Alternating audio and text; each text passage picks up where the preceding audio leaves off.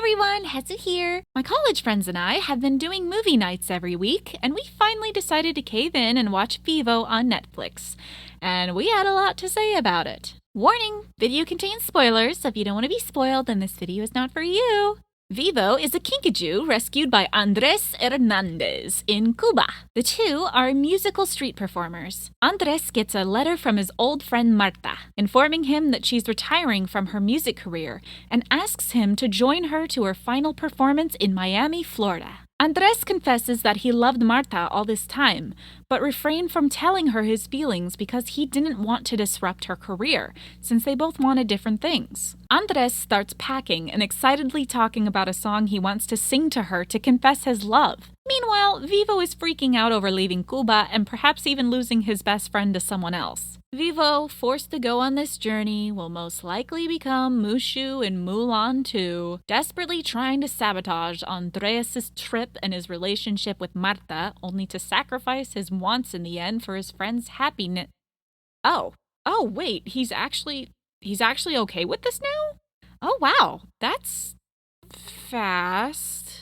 Oh, I don't like this atmosphere. It's too quiet. Oh my god, they killed Andres, didn't they? Yep. So Andres is dead now. His distant family shows up to his funeral and oh no. Alright folks, let's play Can You Spot the Protagonist? That's what we got. Family takes care of family, right? See? You get it. Wait, I got a great idea. You should come live with me in Florida. Yeah, we're going home tomorrow. Come on, get in the bag. Wait, Vivo, where are you going? Are you worried about where you'll be going to the bathroom? It's okay, I got wipes in here. Miss, this is a funeral. Read the room. This girl named Gabby shows up with her mom and takes home her uncle's stuff, which opens the way for Vivo to sneak into Florida and deliver the lost song to Marta. Gabby, this 10-year-old girl that acts like a Hot Topic hipster in her late teens, displays her lack of talent for authentic, non-robotic music and tries to hide the fact that she's essentially a weird modern Lilo mixed with a fish killer girl from Nemo, which is not a good look.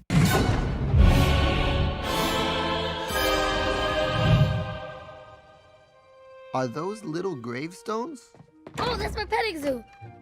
Well, it was.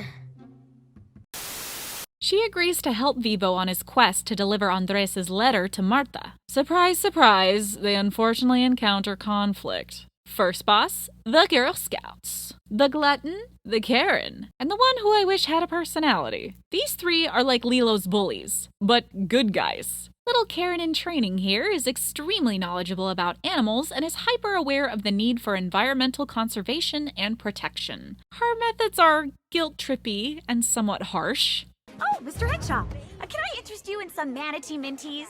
Did you know the Everglades are home to 2,000 different species of plants and animals, and 70 of those are endangered? Oh, excuse me. You know that if you buy a Sand cloth bag instead of using a plastic one, then you won't have the blood of Mother Nature on your hands?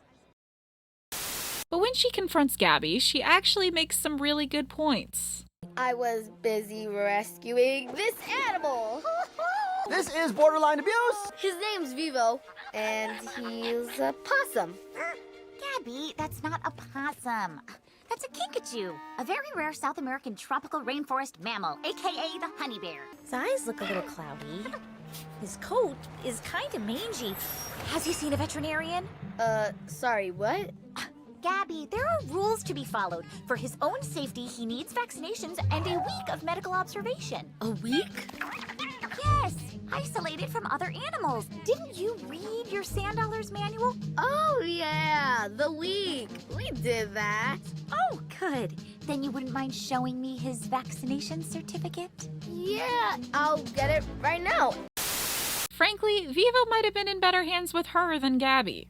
There's a chase scene, and then Vivo and Gabby are thrown onto a sand barge. They get off the sand barge. Suddenly there's a hurricane out of nowhere. There's like 10 entire minutes about two characters that were completely unnecessary and could have been deleted from the film. And there's a new enemy, the final boss. A long danger noodle with the worst character design ever made, and will probably give you nightmares. The characters get sad because Gabby is stupid and never took a picture of the song, so she'd always have a digital copy in case something happened to it. But then the characters realize they're protected by plot armor and put the song back together and make it to Miami 5 minutes before Martha's show goes live. Vivo's mission is complete, and Martha confesses she loved Andres too and is happy to get a new song to sing, even in retirement. Vivo returns to retrieve Gabby, who gets the first scene of any actual likability in her character in the backseat of her mom's car. They go back to see Martha's show in a beautifully choreographed, stylistic, traditional mambo-style dancing scene, giving Andres a send-off that brought all audience members to tears.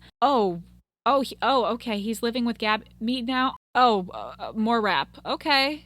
Oh my god, you're playing this song again? After such a heartfelt, sad ending? Really? This is like the 3rd time you've played this!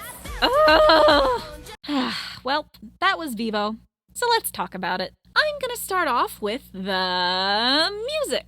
The authentic Cuban music was really good, and so were the visuals that accompanied them. Major problem.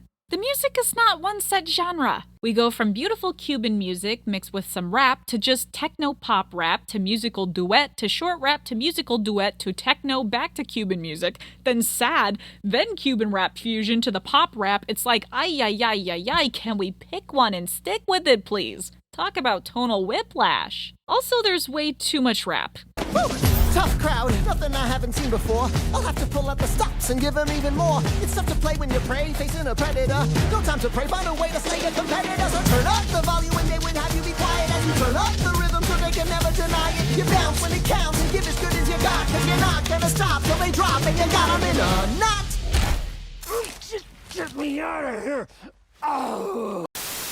Shrek tied up a dragon just like Vivo tied up the snake, and Shrek didn't need to rap, so you don't either. This scene could have been 10 seconds. Totally unnecessary rapping here. Story. The baseline story is pretty solid. The idea of two characters being in love with each other but letting each other go for their careers is a very adult theme that I was pleasantly surprised at. Honestly, Soul wishes its premise was this good. Problem is, everything that happens outside of this premise is just noise. The entire movie is just the main character having one giant panic attack. What is happening?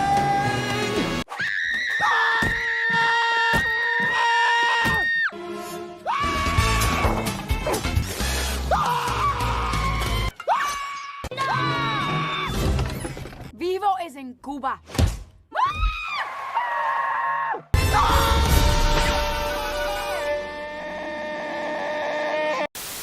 Our secondary protagonist, Gabby, is a whole box to unpack. She causes a lot of problems for Vivo. She gets them stuck on a sandbar, and Vivo tries to use the emergency life raft. She chucks her bike onto it, and the thing immediately deflates and sinks into the ocean. Unless this girl had nails poking out of her bike tires, this thing would not have died so easily. Vivo has an angry panic attack, and rightfully so. At this point, I would have thrown Gabby into the ocean with her bike. And this 10-year-old screws around and ends up making a junky wood raft. There's no way in hell that's gonna float.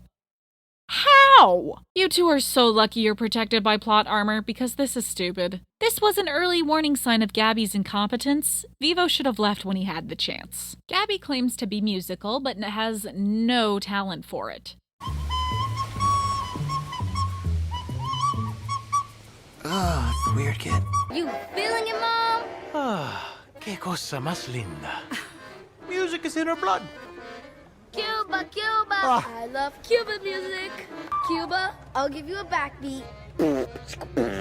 Thank you, Gabby. I'm sure all of Cuba knows you're here. Sorry. Guess my playing was a little too hardcore. Playing? That noise was playing.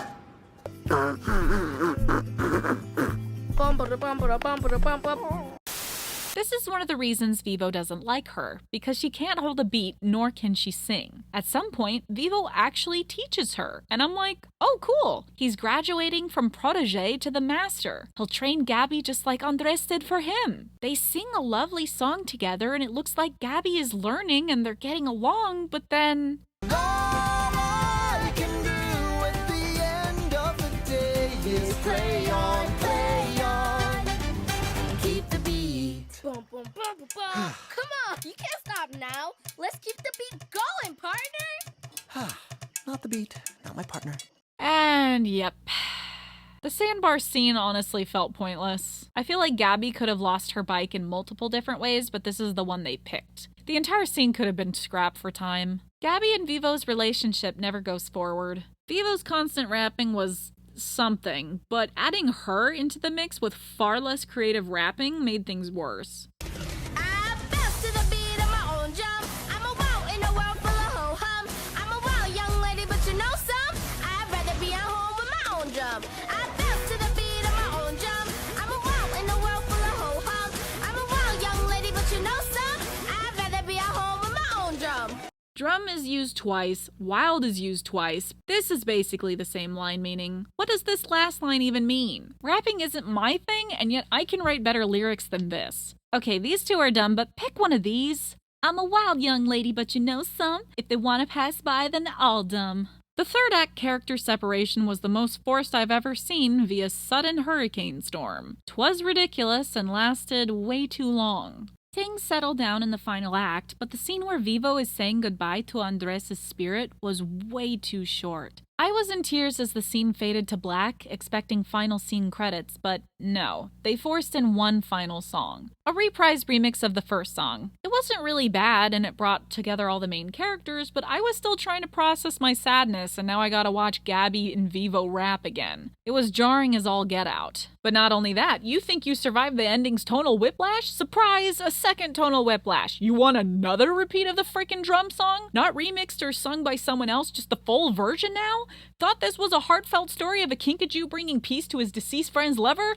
Nope, nope, nope. It's about... Bounce to the beat of my own drum. I'm a wow in a world full of ho-hum. I'm a wild young lady, but you know some? I'd rather they not play this song at the end of the movie or ever again, please, thanks. Had they taken this reprise and played it over the credits as like a bonus epilogue, I feel like that would have been way better tonally and also pacing-wise. Characters. As I've said, the main trait of Vivo is anxiety. At first, I was extremely worried that Vivo would be able to communicate with the other humans in the story, which would have made this a completely different movie. So I'm kind of glad that there was that language barrier to make the story more complicated and interesting. I've mentioned Gabby is unlikable. First thing she does when she gets a bag full of expensive musical equipment from her deceased Theo, she defiles it with stickers. I mean, she is a kid, of course, but still. She even confesses to breaking any previous instrument she received in the past. So everything she inherited is going to get destroyed by this absolute disaster of a child. Now listen, if she were on a spectrum of neurodivergent people, that would explain her different behavior and lack of ability to pick up on the emotional vibes of people around her. Might even explain her difficulty fitting in. But I didn't feel like that's what the writers were going for at all. She just came across as a nuisance. Well, her reasoning for helping Vivo is because her Theo never got to tell Martha he loved her, and she's empathetic because she didn't get to tell her dad she loved him. She gets all sad and apologizes to her mom, showing the first instance of Gabby being anything more than one-dimensional. Problem is, this was not very obvious. She'd glance at her dad's photo every now and then, but otherwise, if she was truly hurting still from her dad, I don't think she would have been as disrespectful as she was at her Theo's funeral. That being said, her mom is great. Love this lady despite her proportionally incorrect hands. She was funny, but also trying her best as a single mom. The Sanddollars, aka the mini Karen squad, was alright, but felt like forced conflict in the story. The sad thing is, as antagonists, they're actually morally correct. Their troop is selling cookies and all proceeds go towards protecting endangered species along with selling reusable tote bags to help the environment. Meanwhile, Gabby's doing none of that. Vivo was on a 4-hour flight with no food, water, or air ventilation. He almost died several times because of Gabby. In the end, the little Karen girl's heart is melted and she confesses it's okay to break the rules sometimes and helps Vivo deliver the song to Martha. While that may be sweet, it still doesn't change the fact that Vivo would be way better off in her care than Gabby's. Like seriously, he could get diseases and die like Andres. Take him to the vet! The other antagonist is the worst character design snake to ever grace my screen. Disgusting! Like seriously, just move the eyes, he's fine. And I have to ask, hey, writers, what is with the murderous sexual energy? What are you, a gibbon? I am, Kinkajou.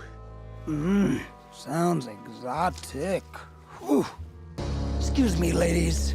I'll be right back.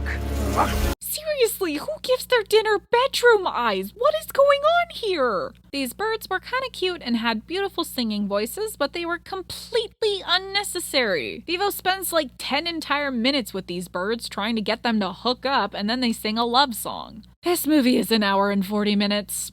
It didn't have to be. We've got way too many subplots going on here. The traumatized animals made me laugh really hard, especially the poor dolphins. Anything else? Anything else? I don't think so. All right. Time to read the final verdict. There's not a whole lot of originality since I've seen other movies with similar tropes, but it is creative and fun. The plot was good, just could have been cut back. Pacing was not great because of the tonal whiplash. The structure and the characters were kind of wacky because Gabby kept causing problems. Animation was great. Acting was fine, though a lot of my friends kept saying how awkward it was to hear Hamilton speak out of a kinkajou the entire movie. I never saw Hamilton, so I did not experience the sentiment. For the audience reach, the movie couldn't seem to decide between adults or the kids. It was rarely mixed together. Kind of felt like flipping a switch. We're a kids movie. We're an adult movie. We're a kids movie. Either pick one or be both. Just be both more smoothly. And finally, I'd say the film's message was pretty clear. It was realistic and hit home right in my heart. And it was kind of nice to see a movie with characters that chose their career over love. That's very seldom seen or accepted. That all being said, rounding up results, Vivo gets a 6 out of 10, or a 2.5 star, either or. In other words, here's a 3-word summary. Tonal whiplash, poor time management, and plot armor. Could have been a very solid film with a few snips and band-aids here and there, but otherwise still enjoyable and worth a watch. Anywho, thanks to all my patrons for supporting the making of this video. I've had a tough month adjusting to the weather. I'm trying to look into some fun classes to lift my spirits. I'd suggest you guys do the same. Mwah! Mwah! Love y'all. Bye-bye.